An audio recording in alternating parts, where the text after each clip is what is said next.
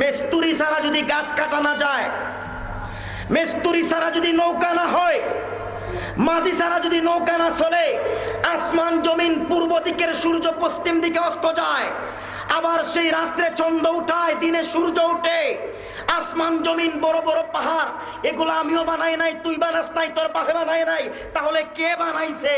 মাথাটা নিচে দিয়া কয় আল্লাহ। আওয়াজ করে কোন আল্লাহ? আর একটু জবানটা করে কোন নামি আল্লাহ।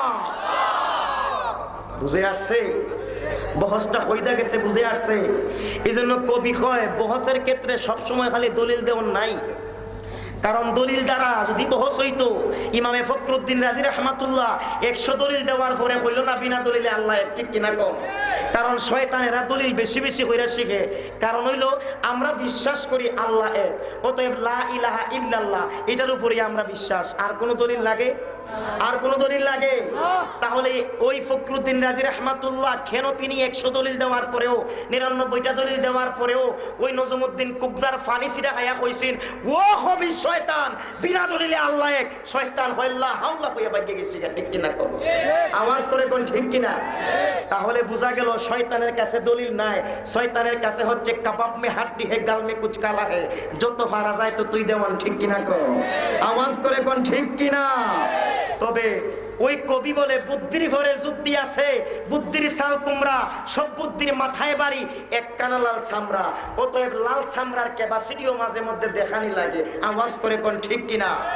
ইমামে আজম একটা মাযহাবের ইমাম ছিল, অথচ তিনি মাযহাবের কোন কোরআন হাদিসের কোন দলিল দেয় নাই, উনি একটা যুক্তি পেশ করছে, ঠিক কিনা কোন? আর সে ওই একটা মাত্র যুক্তির কাছে হার মানছে, মানিয়া মাথাটা নিসার দিকে দিয়া বলতেছে লা ইলাহা ইল্লাল্লাহু মুহাম্মাদুর রাসূলুল্লাহ ওয়া আশহাদু আন্না মুহাম্মাদান আবদুহু ওয়া রাসূলুহু। আওয়াজ করে কোন সুবহানাল্লাহ। আর একটু আওয়াজ দিয়া কোন আল্লাহু আকবার। আল্লাহ। এই রাত্রে 12:30 হয়ে গেছে বাবা গো, যদি একটা ডাক সবাই জোরে সুরে আল্লাহরে দিতে পারেন, আমার আল্লাহ তো খুশি হইতে পারে। আর আমিও আজ ওইটাই বলছিলাম, ওই ফেরেশতা যে আল্লাহর সাথে মারতাছে আমরা সম্পর্কে, মারতে তা হোক যৎকান মারতারে, শেষে আমরা ফায়সালা দিমু কিতা মারছে, ঠিক কিনা কোন? আওয়াজ করে কোন আলহামদুলিল্লাহ। আল্লাহ যে আমরা মাপ দিছে এটার একটা ফায়সালা লই আজকে যাইতাম চাইনি? আওয়াজ করে এখন বল চাইনি? তবে যারা যারা মাপ চাই নীরবে বসে যান, আর আমার সঙ্গে আল্লাহর বান্দা আল্লাহর জমিনে বসে একটা বারের জন্য হলেও আল্লাহরে আল্লাহ বলে স্বীকার করেন। আমার আল্লাহ ফেরেশতারে কইব, ওই ফেরেশতারে দেখতে ফেরেশতারা বানাইবার সময় না করছিলে জমিনে ফেতনা মাজাত করবো, রাত 12:30 রই গেছি গা, আরেকজন আমার কোরআন হাদিস নেওয়ালা ব্যক্তির আকর্ষণে বসে রয়েছে, দেখ ওই বান্দারা যে আমি আল্লাহরে আল্লাহ হইয়া ডাকতেছে, কন্যা একটু ডাক দিবেন নি আমার সাথে? বলুন আল্লাহ। একটু আওয়াজ দিয়ে কোন আল্লাহ। একটু আকাশ বাতাস মুখরিত করে সবার জবান দিয়ে আল্লাহ থাকিয়াছেন, কোন বান্দার জবান দিয়ে আল্লাহ আওয়াজ আসতেছে? আওয়াজ করে এমন আওয়াজ করেন আল্লাহ যেন আজকের আওয়াজের বিনিময়ে জিন্দেগির গুনাহ মাফ করে দেয়, ঈমান হয়ে মুমিন হয়ে রাসূলের শাফাআত পেয়ে দিদার নসিব করে জান্নাত পর্যন্ত যাইতে পারি। আওয়াজ করে কোন আল্লাহ। আর একটু আওয়াজ দিয়া কোন আল্লাহ। আল্লাহ। বনি তবে কন্যা মিয়া এই উসিলায় মা বাবাকে জান্নাতে দাও, ক্ষমা করে দাও, আও মাফ করে দাও, বল ক্ষমা করে দাও, আও মাফ করে দাও। কাউকে ডরি না, কারো অনুসারী না, শির দে তোমাকে ও গো আল্লাহ, ক্ষমা করে দাও, মাফ করে দাও। রাবেয়া ডাক মারিয়া কয় আল্লাহু আকবার। বাবা আমার গলাটা ডিস্টার্ব দিতেছে, কারণ আমিও একটা ওয়াজ কইরাইছি নরসদপুর, যে কারণে একটু ডিস্টার্ব হইতেছে। আপনারা বেজার হইতে শুননি, বেজার হবেন না, এটা আল্লাহর ইচ্ছা, ঠিক কিনা? আমাদের ওয়াজের এখন শেষ সময়, একটু দুর্বলতা আসতেই পারে স্বাভাবিক, ঠিক কিনা? কোন কত একটু মোহাব্বত নিয়ে বসে। রাবেয়া ডাক মারিয়া কয় গো,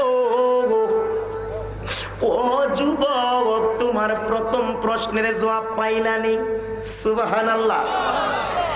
ওই পেটের বেটা যেমন দেখানো যায় না, আমার আল্লাহরেও তেমন দেখা যায় না। পেটের বেতাটা যেমন অনুভব করতে হয়, আসমান জমিন দেখিয়া ইন্না যায়্যানা সামাআদ দুনিয়া বিজিনাতিল কাওয়াকিব ওয়া হিফযাম মিন কুল্লি শাইতানিম মারিদ। আল্লাহু আকবার। পৃথিবীর নিকটতম আসমানের নিচে অসংখ্য নক্ষত্ররাজি দ্বারা আমার আল্লাহ সুন্দর করে তুলছে। ওই নক্ষত্ররাজির দিকে তাকাইয়া কে এগুলা বানাইলো, এগুলা কে নিয়ন্ত্রণ করলো? আর কেউ নয়, আর কেউ নয়, তিনি হচ্ছেন আমার আল্লাহ। আওয়াজ করে কোন আল্লাহু আকবার। এবার যুবক প্রথম প্রশ্নের জবাব পাইল, কন্যা সুবহানাল্লাহ। ওই যুবকের প্রথম প্রশ্নের ভিতর দিয়া আমরা কোনো জবাব পাইলাম নি? আওয়াজ করে বলুন, পাইলাম নি? নাকি আবার এই গানটা হইয়া বইবেন বলে, চক্ষু দিলায় সব দেখিতে, ঠিক নিও আসেনি গানটা?